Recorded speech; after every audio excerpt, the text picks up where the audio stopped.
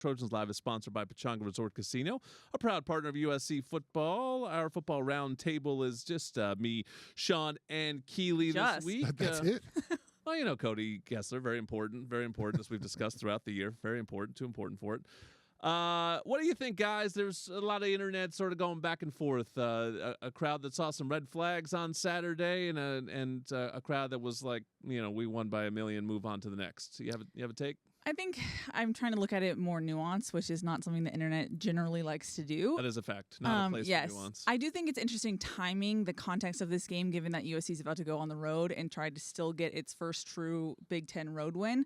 I think, obviously there was a lot of rotation, and I think you kind of excuse away some of the issues we saw. But at the same time, like Jaden Mayava, I thought sometimes the footwork got a little not as clean as it could be. And so I feel like those things you have to clean up. Obviously, when you get into Big Ten play, the margin for error on the road is so much smaller. And so I think if you want to look glass empty, you're like, those things should be ironed out heading into the Big Ten play. But you can also say that you almost put up 800 yards of total offense. You know what I mean? So it's hard. You can dice it either way. Multiple things can be true, right? You can, put up all kinds of offense and have some great defensive, spectacular plays, but also there's always things to clean up in a football game. There's always things to look at. I mean, when I went back and watched the film, I was, concerned about the run game and how those plays kind of hit. Then you watch it and you're like, all right, we had, some guys were dominating on those run plays. You have one guy maybe jump out of a gap. You have, you have 6 guys in the box, so they're gonna try to run in those kind of frames. Just can we be a little quicker to those yo's? And those are good lessons to learn, I think, early on against these kind of opponents. Those are when you want to learn these lessons, so they get brought up in meetings and you understand them moving on forward. So it's like those things are going to happen in a game, but ultimately it's positive. We're winning by a ton, and now you just got to take it on the road. Yeah, and I think the schedule sets up nicely in that it's not necessarily a crazy steep incline this week. It's an incline into a better opponent, to Big Ten play, to road play. These are all 3 major challenges.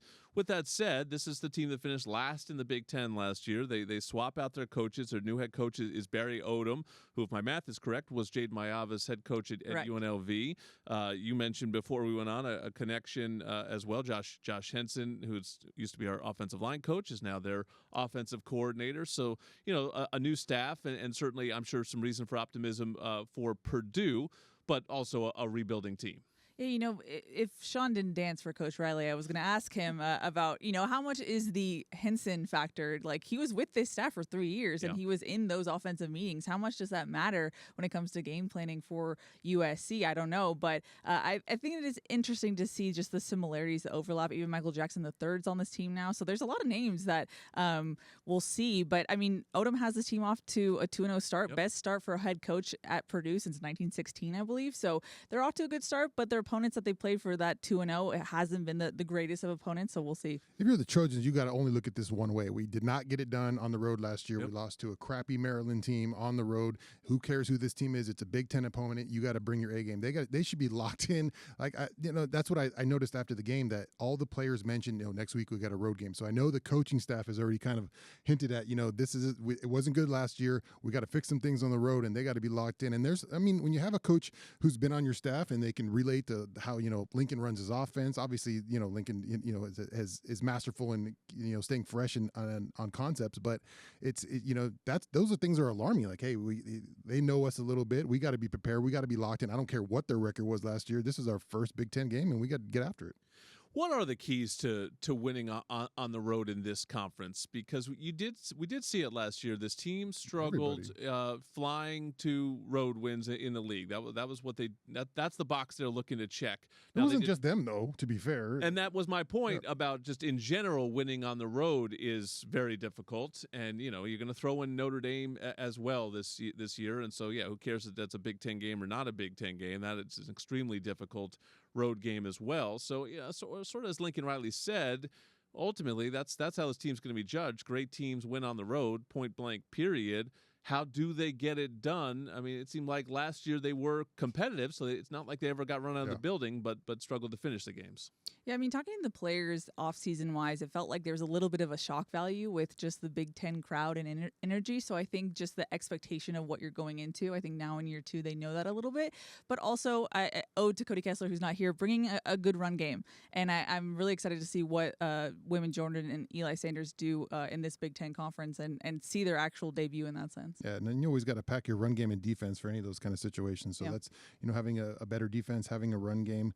To me, it's the maturity as a team. It's guys like Lake McCree on your team. It's guys like who've been in those kind of battles. A lot of guys last year being in those battle games know, how small the detail is to win those games, right? You take about 5 or 6 plays from last year and change them, and it's a different outcome. So it's those small details that you got to lock into on the road that the veterans who have been through those wars can hopefully let pulsate throughout the team. I thought one thing to take from last season's to learn, I assume it'll be the same.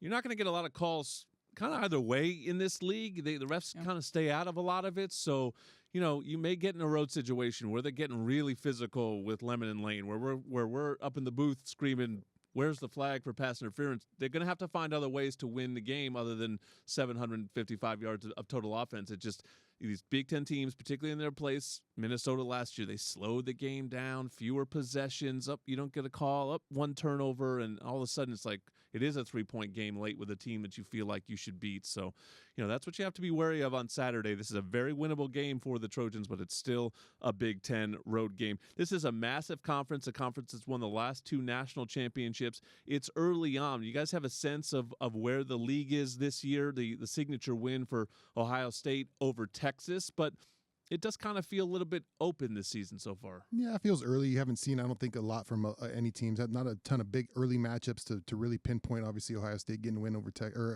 Texas, so it's not a ton early. So it's still, to me, it's early for everything. That's why you don't worry about the rankings right now. You don't worry about those kind of things. It's still a lot on the table, especially this last week. Not a lot of good football to watch the games. Yeah, I feel like we haven't really seen "quote unquote" real football yet. We'll have to see as we progress here. Yeah, and I look at the schedule and. Penn State, who I think maybe is a real contender to win the league, not on USC schedule. Yep. Ohio State, a real contender to win the league, not on USC schedule. So we'll see Oregon much later on in the season. Michigan lost to Oklahoma. They have a really talented freshman quarterback, but a true freshman quarterback nonetheless. So I don't know. I'm just trying to go through USC's schedule a little bit, and it doesn't, trying to figure out who the contenders are. That middle part of USC and I think that Illinois game, because they do have a veteran quarterback and they have looked good so far. They went on the road and won at Duke, which is, I think a solid win. So, that maybe is the measuring stick, but that's still a couple weeks away. The Trojans need to make sure they take care of business before they get to that. We got to take care of some business. One more segment to come on Trojans Live. One final segment of Trojans Live here. I'm excited. Exhibition season is over. We're getting into Big Ten play this week. You look at the USC schedule. It is interesting games the rest of the way, difficult games the rest of the way. Now let's see how the Trojans navigate it. So much to talk to Lincoln Riley about throughout the season, so make sure you stay locked into Trojans Live here on the ESPN radio network, as well as the USC YouTube and the USC Media Network. Our over-under is presented by Pechanga Resort Casino, a proud partner of USC Athletics. Jordan Moore, Shaun, Cody, Keely Eure with you. This over-under is actually inspired by our friend Cody Kessler, who gave me a pretty good trivia question. Only 2 guys in the last decade have had 10 sacks for USC. Those guys were Rasheem Green and Tuli Tuipulotu. So your over-under is 9.5 sacks for this year's team leader in that category. Ooh, I don't know. It's tough because I really love. I think those 3 ends, man, are moving real well. I watched breaking down. They're off film. to a nice start, right around 2.5 for each, and you're a quarter of the way there, and certainly not a quarter of the way through the season. When you have a bunch of guys who can rush, it's hard to really to get the guy with the gaudy numbers. So it's sometimes luck a little bit when if you have a great pass rush and somebody else is getting there before you, it's tough. So it's I don't know. That seems like a big number when you have those 3 guys rushing. Oh, so you think the issue is they'll divide the sacks too evenly to get to 10, not have that one guy like Tuli was a couple years ago. Yeah, I agree with that logic. I'll trust the defensive lineman. Come to me with all the defensive lineman expertise, please. I know it's not a quarterback question for Cody Kessler. They definitely have the edges, though, and that pretty much is where it has to come from. I mean, you get the freaks like Aaron Donald who lead the team. in sacks from the inside. But guys like Cam Fountain, Braylon Shelby, and then Lucas had the 2 on Saturday. Those are the type of guys that can do it, and we haven't necessarily had a lot of those guys here in the last decade. No, and I love the package they've been rolling out with those 3 guys out there, those 2 guys at ends, and Anthony Lucas kind of moving around in the middle. I think that's a nice package. I was surprised Uchenna didn't do it his last year. I remember him being like absolutely dominant. I think he got to 9.5 or something like that. He wasn't that far off, but I was surprised that he didn't get there. Nice NFL Sunday for you, Shaun. What stands out to you? And it has to be a quick one, but when you watch NFL versus college, what's the one thing that looks the biggest difference to you? I mean, it's just every down, every position, everyone is just on the screws, right? It's just you could watch it. That's the level of. I'm watching the game last night with the Ravens and the Bills, and it's just every single thing. Obviously, there were mistakes, but those guys are on it and they fly, man. Yeah, fun Monday night football game. Caleb Williams making his second-year debut, so he'll be on the big stage. Lincoln Riley, crazy. 5 of the 32 quarterbacks belong to him in the NFL. That's starting quarterbacks. It's pretty crazy. All right, that'll do it for us on Trojans Live. Thank you to our crack production team who gets it done for us week in and week out. And most importantly, thank you, the listeners, the viewers out there. It's getting fun. Stick with us. Trojan Tailgate Show will go on at 10:30 a.m. on Saturday. Fight on, everybody.